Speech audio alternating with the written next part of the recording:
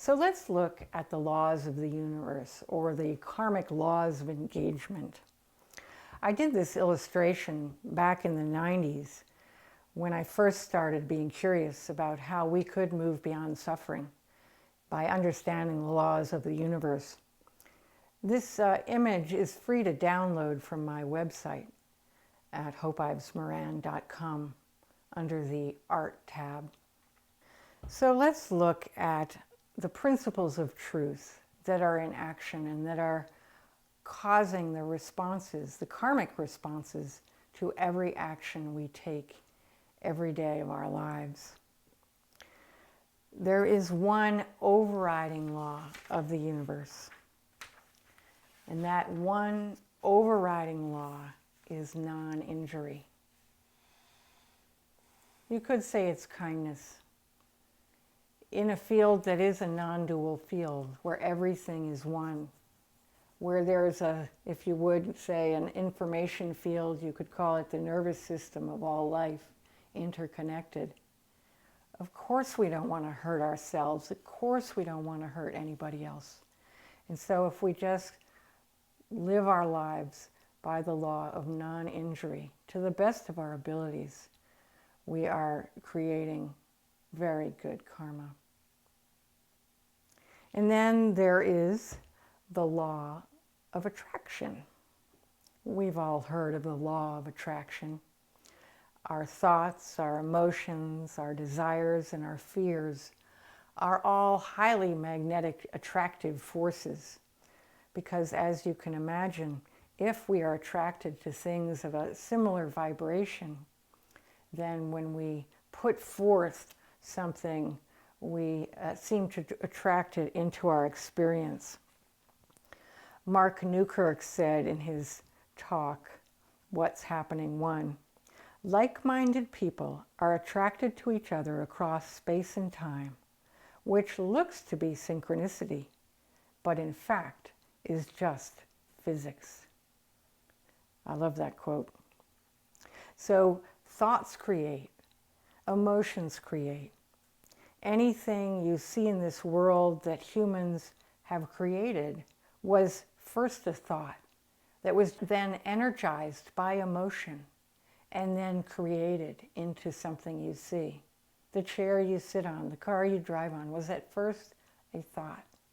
And so we really need to focus on valuing our thoughts and using our thoughts as a mechanism for creating what we do want in this world. Watch your beliefs, they become your thoughts. Watch your thoughts, they become your words. Watch your words, they become your actions. And watch your actions, they become your habits. And watch your habits, they become your character. And watch your character because it becomes your destiny. So it's a long and slippery slope from one little belief or one little thought to destiny in your whole life. And we are powerful creators, and this is simply pointing us toward that. There's Proverb 23:7 in the Bible. As a man thinketh in his heart, so is he. So our lives and our bodies and our world outpicture what's in our heart and what's in our minds. I'd like to tell you a story of this illustration. I was under a deadline for creating this book, Where the Wisdom Lies, a message from nature's small creatures. It was my first book. And I needed a picture of a snake where I could see the snake head on. And so I was thumbing through these snake books that I'd gotten out of the library, and I couldn't find one that really worked. And I heard a scream out on the porch, and I went running out, and the babysitter who was watching my young son was out there, and she was jumping up and down and screeching and pointing at the ground, where between two of the wooden floorboards, a snake was winding its way up through the floorboards. And this porch is 4 feet off the ground. So here's this snake coming up. I said, oh, great, don't let him get away. And I ran inside. I found a plastic box to put him in. I popped him in the box. He was only about, I don't know, a foot and a half long. And then I used him to create the illustration that you see on the screen right now. And so somehow my desire, my emotion, my attractive force, and perhaps the good karma of serving the small creatures of the earth created a small creature showing up just when I needed it and just when I wanted it to help me out in service to the greater whole, in service to the one. And so that's the first law, the law of attraction. The second law is the law of giving, and you will receive. In the Bible, Luke 6:38, give and it shall be given unto you, good measure running over. And I've observed in my life that the giver always gets the gift. Give all to get all is a phrase in the Course in Miracles. And Swami Paramarthananda says, maximum giving brings maximum growth.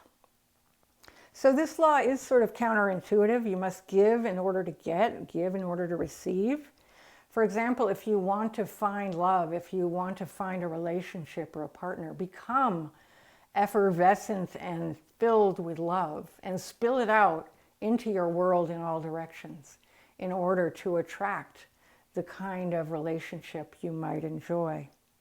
But this is also sort of a very physical level explanation of giving and receiving. I have a quote here from my guides on this topic where they say, yet, giving and receiving, this is also a human construct.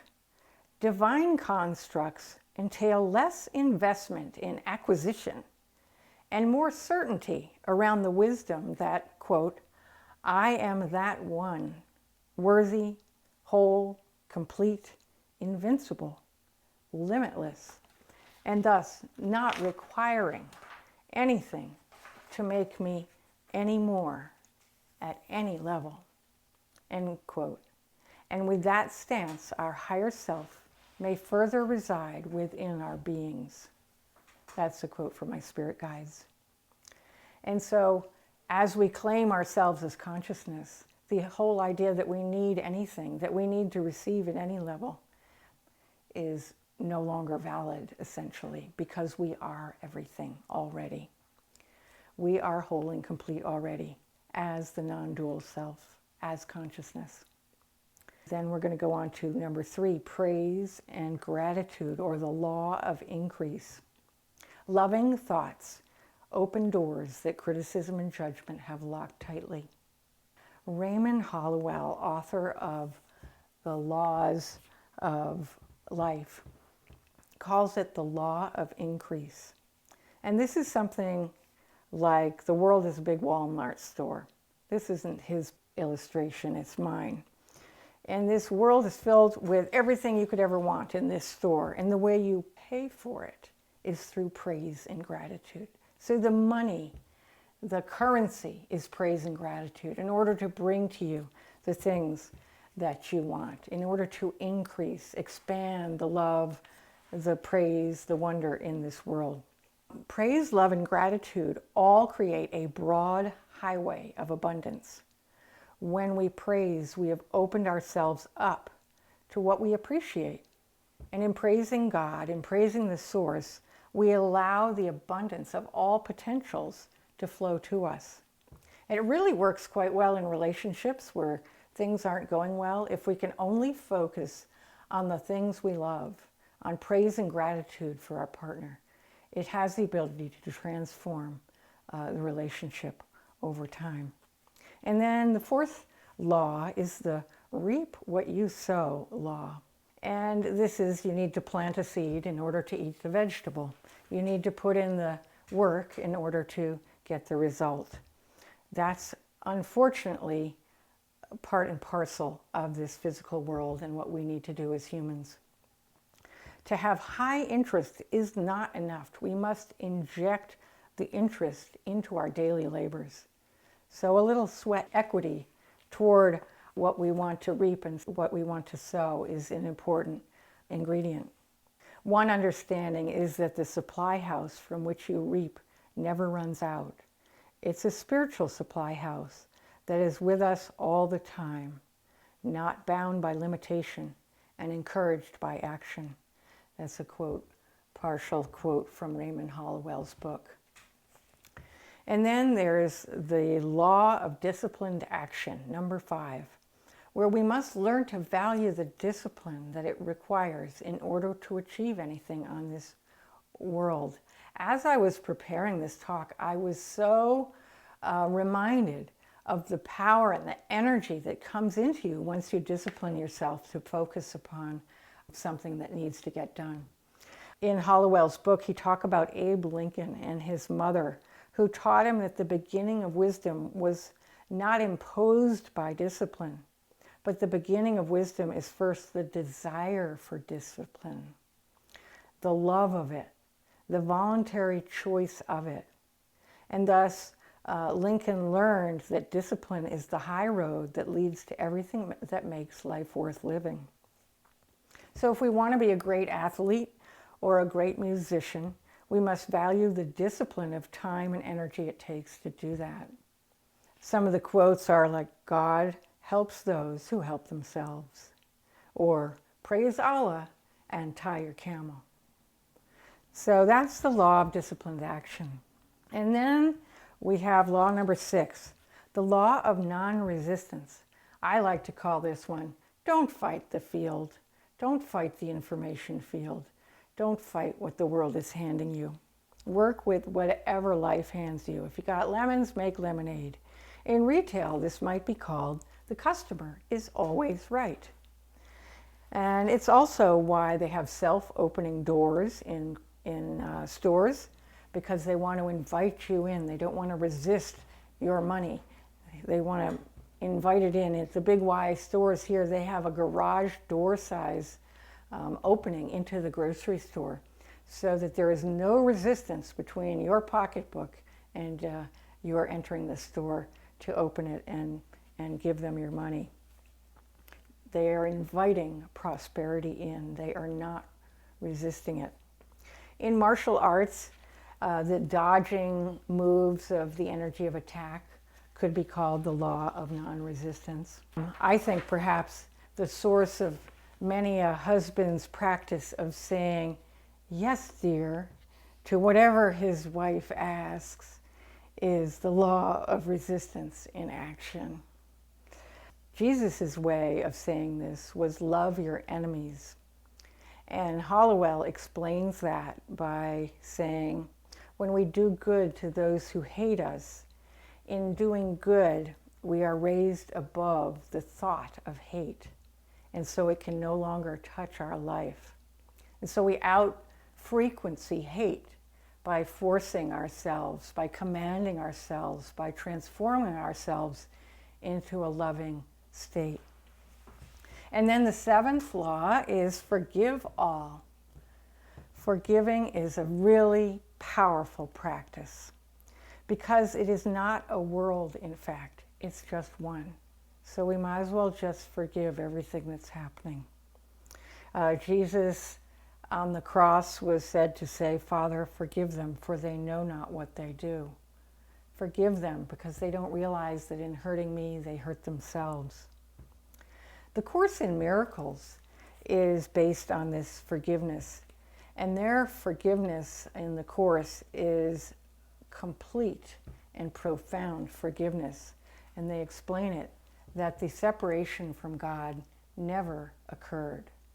We are only and ever one.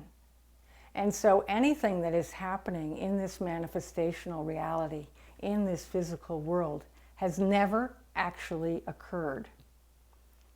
And that's a tough sell, I get it.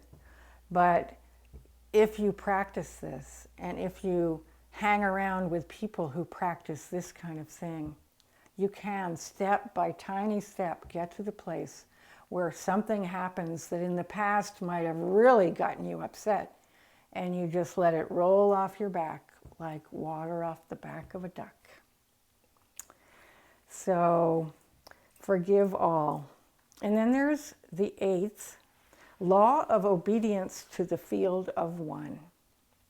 We cannot opt out of this field. We cannot opt out of this information field, this karmic field, unless we can at a later date.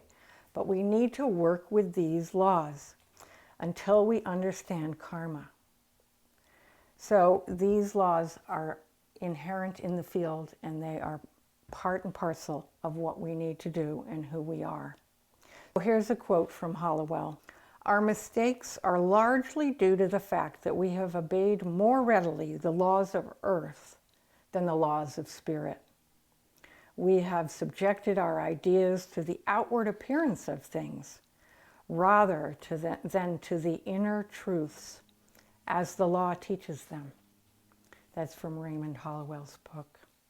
When we see the world as a spiritual playground, it makes a whole lot of sense that we need to obey the spiritual laws, and we'll have a much happier, more beneficial life experience if we can remember that. And then number 9, what's good for the whole, not necessarily what's good for me, is the law of the universe. There's preservation of life balanced by service to the greater good. The truth of our existence is that we are whole and full and complete already.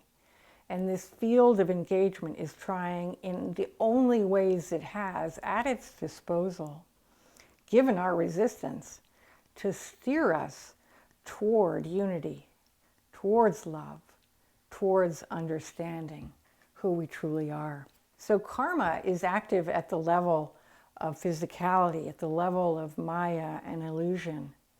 And its aim is to get our souls to oneness, beyond a shadow of a doubt.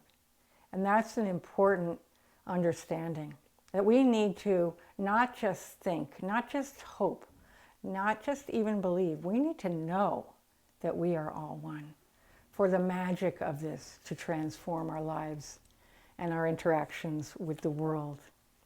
The universal laws are tools in the hands of the Lord to maintain the harmony of the creation. That's a quote by Swami Paramarthananda. And I want to thank Raymond Hollowell, who wrote the book, Working with the Law, 11 Truth Principles for Successful Living. I took several of the concepts and quotes from him. So let's summarize the field, the intrinsic laws of this karmic field we live in. The first universal law is non-injury, which can be likened to love. And then there's attraction and giving and receiving, and increase via praise and gratitude, reaping what we have sown, disciplined action, non-resistance to the field and what it hands us, and forgiveness of all and everyone, and especially ourselves, and obedience to the field, and what's good for the whole is good for me. I'd like to end this section of the laws of the universe with the best karma instruction I've ever received, and it was from my mother. And she would tell us, children, leave everything better than you found it. And if you go on that premise, everywhere you go and everything you do, you'll create some good karma. So that's the laws of the karmic field. Next up are the 4 karmic guidelines for action.